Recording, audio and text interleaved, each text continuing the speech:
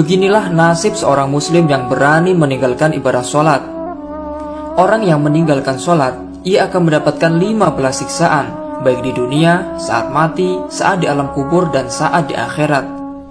Ketika tarikus sholah atau orang yang meninggalkan ibadah sholat mati, maka ia akan mendapatkan azab kubur yang sangat pedih. Orang itu akan diazab oleh ular besar yang bernama Asy-Syuja' al-Aqra'. Berikut 15 siksaan yang dijelaskan dalam kitab Irsyadul Ibad karya Syekh Zainuddin Al-Malibari bab Fadhil Sholatil Maktubah.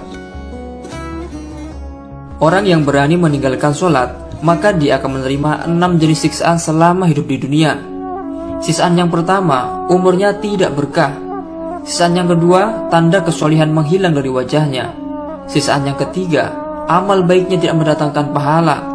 Siksaan yang keempat, doanya tidak dikabulkan. Siksaan yang kelima, dia tak memperoleh bagian doa para orang solih.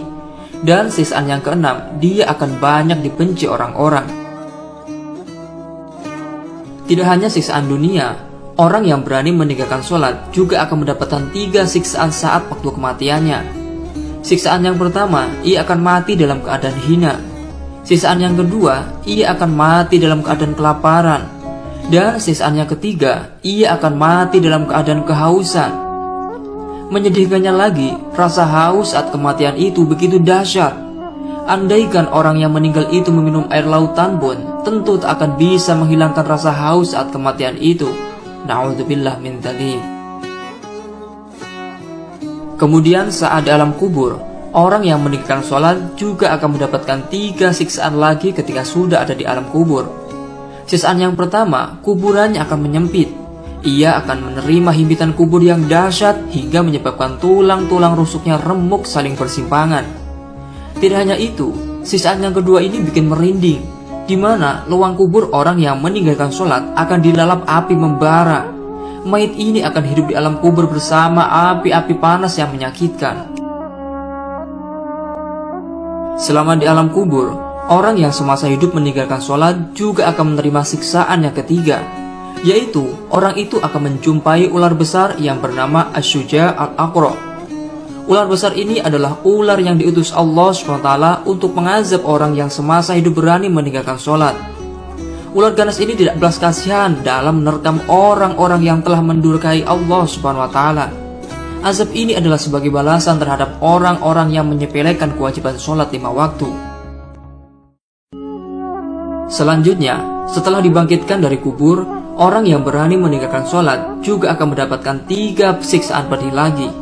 Siksaan yang pertama, ia akan mengalami hisab yang begitu berat.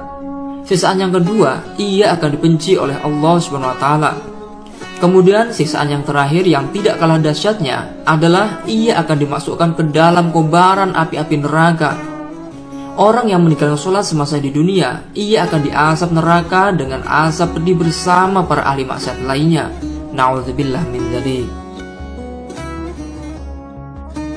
Saudaraku kaum muslimin dimanapun berada, Allah SWT telah berfirman dalam Al-Quran surat An-Nisa ayat 103. A'udzubillahi minasyaitonirrajim. Bismillahirrahmanirrahim. Innas sholata kanat 'alal mu'minina kitaban mawquta. Ya, artinya, sungguh sholat itu adalah kewajiban yang ditentukan waktunya atas orang-orang yang beriman. Kewajiban sholat itu jelas sudah difirmankan Allah. Sholat pun tidak boleh ngawur karena ada ketentuan seperti syarat dan rukunya. Ada beberapa dosa yang didapat orang-orang yang berani meninggalkan kewajiban sholat fardu. Apabila ada orang yang berani meninggalkan sholat subuh, maka dia akan dimasukkan ke dalam neraka jahanam selama 60 tahun lamanya. Coba bayangkan saja, 1 hari di akhirat itu sama saja dengan 1000 tahun di dunia. Jadi apabila 60 tahun di akhirat, maka sama halnya dengan 60.000 tahun di dunia. Betapa menaukannya azab di neraka itu. Tentu panasnya api neraka lebih panas daripada api di bumi. Selanjutnya, apabila ada orang yang berani meninggalkan sholat zuhur, maka dosanya seperti orang yang menghabisi nyawa 1000 orang muslim. Dan apabila ada orang yang berani meninggalkan sholat asyar, maka dosanya seperti halnya dosa orang yang menghancurkan Ka'bah. Dan apabila ada orang yang berani meninggalkan sholat maghrib, maka dosanya seperti orang berzina dengan orang tua sendiri. Dan apabila ada orang yang berani meninggalkan sholat Isya, maka Allah tak ridho ia tinggal di bumi, dan segala yang dikerjakan dan digunakan adalah sebuah dosa. Dalam kitab Al-Fiqh Al-Manhaj ala Madhab Imam Asy-Syafi'i dijelaskan tentang status hukum tarikus sholah atau orang yang meninggalkan sholat. Tarikus sholah imma ayyakuna qad tarakaha kaslan wa tahawanan aw tarakaha jahudan lah aw istighfafan biha. Fa amma man tarakaha jahidan liwujubiha aw mustahzi'an biha fa innahu yakfuru bidzak wa yartaddu 'anil Islam fa yajibu 'alal hakim ay ya'murahu bit-taubah fa in taba wa aqama shalah fadzak wa illa qutila 'ala annahu murtad wa la yajuzu ghusluhu wa la takfinuhu wa la salatu 'alaihi kama la yajuzu dafnuhu fi maqabiril muslim li'annahu laisa minhum.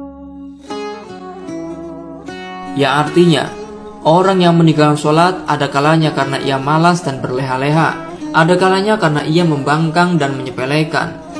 Orang yang meninggalkan ibadah sholat karena membangkang tentang kewajiban sholat atau menyepelekannya, maka ia dihukumi kafir dan keluar dari Islam. Dalam hal ini, hakim wajib memerintahkan untuk tobat. Jika ia tobat dan mendirikan sholat, maka masalahnya selesai. Jika tidak, maka ia dihukum qutila dengan alasan murtad. Dan tidak boleh dimandikan, dikafani, disolati, dan tidak boleh juga dikuburkan di pekuburan muslim karena ia tidak lagi muslim.